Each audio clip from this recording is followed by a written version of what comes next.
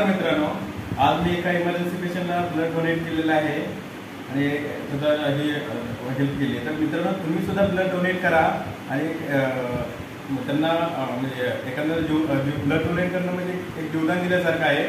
तर मला काही सुद्धा त्रास होत नाही. मी एवढे वेळ ब्लड डोनेट केलं, काहीच मला त्रास झाला नाही. तर तुम्ही सुद्धा मित्रांनो अशा इमर्जन्सीच्या टायमिंगला तुम्ही स्वतः म्हणून पुढे व्हा आणि ब्लड डोनेट करा. थँक्यू, धन्यवाद.